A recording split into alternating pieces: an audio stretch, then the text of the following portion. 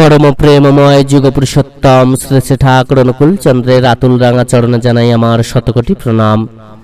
जय गुरु सकल इष्ट प्राण दादा मायरा। परम दयाल जुग पुरुषोत्तम श्री श्री ठाकुर अनुकूल चंद्रेर बला এই পাঁচটি বিধান যদি আপনি যথাযথভাবে মেনে চলতে পারেন তাহলে জীবনে কখনো আর নিজেকে নিয়ে চিন্তা করতে হবে না। তিনি স্বয়ং কিন্তু আমাদেরকে রক্ষা করবেন, তিনি আমাদেরকে আগলে রাখবেন, সকল বিপদ থেকে আমরা মুক্তি লাভ করব এবং সহজেই আমাদের জীবনটাকে আমরা বদলে ফেলতে পারবো। পরম দয়াল যুগ পুরুষোত্তম শ্রী শ্রী ঠাকুর অনুকূল চন্দ্র সবার প্রথম বললেন যে আমাদেরকে সদা সর্বদা ভজনা করতে হবে। যে ভক্ত হৃদয়ে সদা সর্বদা ভগবানের ভজনা করেন, সুকেন্দ্রিক ভাবে ভগবান স্থিত হয়ে এই ইহ জগতের সমস্ত জীবকুলের মধ্যে ভগবানকে দেখতে পান এবং তাদের পূজা করেন, সেই ভক্তকে ভগবান কখনো ছাড়েন না। শ্রী শ্রী ভগবান আরো বললেন যে ভক্ত সদা সর্বদা আমার কথা ভাবে, নাম জপ করে, আমার ভজনা করে, সে সর্বদা আমাতেই অবস্থান করে, আমি তাকে সব সময় রক্ষা করি। যে ভক্ত নিজের শরীর সহ সমস্ত জগৎকে ভগবানেরই স্বরূপ বলে মনে করেন, সে নিত্য নিরন্তর ভগবান এই অবস্থান করেন অর্থাৎ এবং ভগবান তাকে রক্ষা করেন। ভগবান শ্রীকৃষ্ণ শ্রীমদ্ ভগবত গীতায় আমাদেরকে স্পষ্ট করে শিক্ষা দিয়েছেন যে পূর্ণ ভক্তিবারে শ্রদ্ধাবারে ভগবানের সাধন ভজন করার কথা।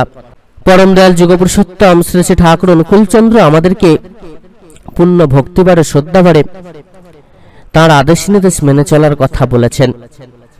তিনি আমাদেরকে নিত্য নাম জপ, ইষ্টভৃতি, সময়ে প্রার্থনা, সৎ গ্রন্থাদি পাঠ এই কর্মগুলো দিয়েছেন। যাজন করার কথা বলেছেন অর্থাৎ ঠাকুরের কথা, ঠাকুরের গুণকীর্তন করা, সংকীর্তন করা, তার আদেশ নির্দেশ মেনে চলা, আমাদের আচার ব্যবহার, চালচলন, চরিত্র সমস্ত কিছুকে ঠিক করা, এই বিধান কিন্তু তিনি আমাদেরকে দিয়েছেন। তো সেই বিধান মেনে আমাদেরকে কিন্তু সবার আগে চলতে হবে। সবার প্রথম পাঁচটা নীতি কিন্তু আমাদেরকে মেনে চলতে হবে। এই পাঁচটা নীতি যদি না আমরা মানতে পারি তাহলে কিন্তু কখনোই পরমপিতার আশীর্বাদ লাভ করতে পারবো না। সবার প্রথম আমাদেরকে একটি কথা মাথায় রাখতে হবে যে আমি পরমপিতার সন্তান, আমি শুধুমাত্র পরমপিতার, তার বলা বিধানগুলো মেনে আমাকে চলতেই হবে। এই ইহ জগতের সবকিছুকে ত্যাগ করে শুধুমাত্র ভগবানকে আপন করে নিতে হবে। সমস্ত প্রবৃত্তিগুলিকে বিসর্জন দিয়ে যে মানুষ ভগবানের কাছে সারেন্ডার হতে পারেন সেই মানুষ ভগবানের কৃপা থেকে কিন্তু কখনো বঞ্চিত হন না। অর্থাৎ পুরোপুরি ভাবে আমাদেরকে পরমপিতার মানুষ হয়ে উঠতে হবে, পরমপিতার বলা কর্মগুলোকে মেনে চলতে হবে। তিনি যে যে আদেশ নির্দেশগুলো দিয়েছেন সেগুলো সঠিকভাবে পালন করতে হবে, তবেই হবে প্রকৃত রূপে পরমপিতার সন্তান হয়ে ওঠা। তখন কিন্তু আমাদের জীবনকে আমরা সার্থক করে তুলতে পারবো। তিনি যে যে আদেশ নির্দেশগুলো দিয়েছেন সেগুলো যথা সময়ে আমরা কিন্তু যদি ঠিকভাবে পালন করতে পারি তাহলে তার আশীর্বাদে আমাদের জীবনে কখনো বাধা সংকট আসবে না, এটা অতি নিশ্চিত। দ্বিতীয়ত যে নীতি আমাদের পালন করতে হবে সেটা হলো আমরা যেখানেই থাকি না কেন সেটাকে ভগবানের দরবার বলে ভাবতে হবে। অর্থাৎ আমি যেখানেই থাকি না কেন সেখানেই আমরা যেন নাম জপ করি, নাম ধ্যান সাধন ভজন যেন কখনো করতে না ভুলি। অর্থাৎ কোনো কাজে গিয়েছেন, সেই প্রার্থনার সময় হয়ে গেছে, আপনারা সেই সময়টাতে প্রার্থনা করার চেষ্টা করুন। যেখানেই যান না কেন, পৃথিবীর যে কোনোই যান না কেন, ঠিক সময়ে কিন্তু নাম ধ্যান, ইষ্টভৃতি, প্রার্থনা এগুলো আপনারা অতি অবশ্যই কিন্তু পালন করবেন। আর ভগবানের নাম ধ্যান সাধন ভজন যেখানে হয় সেখানে স্বয়ং ভগবান কিন্তু সর্বদা বিরাজ করেন।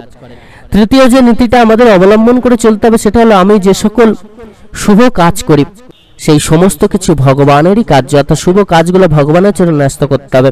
আর তিনি যে যে শুভ কাজগুলো আমাদেরকে দিয়েছেন সেই কাজগুলো সমস্ত কিন্তু আমাদের পালন করতে হবে। অর্থাৎ আমাদের মন থেকে অহংকার ত্যাগ করে সদা সর্বদা তার জন্য কার্য করে যেতে হবে। মনে মনে সব সময় এটাই ভাবতে হবে যে আমি যা কিছু শুভ কাজ করি সবই পরমপিতার কর্ম, পরমপিতা আমাকে দয়া করে সেই শুভ কাজ করাচ্ছেন। উদাহরণস্বরূপ আমরা যখন দান করি তখন ভাবি আমি করছি, এই অহং ভাবটা কিন্তু চিরতরে দূর করতে হবে। এটাকেই কিন্তু পরমপিতা বারবার করে ত্যাগ করার কথা বলেছেন। চতুর্থত আমি শুদ্ধ সাত্ত্বিক যা কিছু গ্রহণ করি চেষ্টা করব সদা সর্বদা সাত্ত্বিক আহার গ্রহণ করার। আর সকল সাত্ত্বিক আহারকে যদি আমরা ভগবানের প্রসাদ হিসেবে গ্রহণ করি তাহলে সর্বদা তার কৃপা কিন্তু লাভ করতে পারবো। শুধুমাত্র গ্রহণ করার সময় এটা ভাবলে হবে না, যখন আমরা রান্না করছি, মায়েরা যখন রান্না করবেন পরমপিতার অমৃত নাম জপ করতে করতে রান্না করবেন, এতে করে সেই রান্নাটা কিন্তু প্রসাদ সম হয়ে যাবে। অর্থাৎ আমাদের মনের ভাব যেমন থাকে তেমন কিন্তু রান্নার ব্যাপারটা হয়। তাই মনের ভাবটাকে ঠিক করতে হবে, মনের মধ্যে ভক্তি আনতে হবে। আর রান্না করার সময় খুব করে নাম জপ করবেন, কোনো রকম খারাপ চিন্তা ভাবনা করবেন না, কারোর মনের মধ্যে অহংকারকে আনবেন না, রাগ করে রান্না করবেন না, মনকে পবিত্র রাখবেন, দেহকে পবিত্র রাখবেন, রেখে কিন্তু রান্না করবেন। এতে করে কিন্তু প্রকৃতপক্ষে ওই সাত্ত্বিক আহারটা, আর অতি অবশ্যই সাত্ত্বিক আহার গ্রহণ করবেন, আর এই সাত্ত্বিক আহার কিন্তু প্রসাদ সম হয়ে উঠবে। সবসময় কিন্তু এটা চেষ্টা করবেন, এতে করে পরিবারের প্রতি প্রত্যেকের স্বাস্থ্য ভালো থাকবে, সুন্দর জীবন কিন্তু লাভ করতে পারবেন। আরও একটি নীতি আমাদের প্রতি প্রত্যেকেরই মেনে চলতে হবে। আমরা যদি প্রত্যেক জীবের সেবা করি, গঙ্গা জলে যেমন গঙ্গা পুজো করা হয় তেমনি ভক্ত আচরণ যেন ভগবানেরই হয়।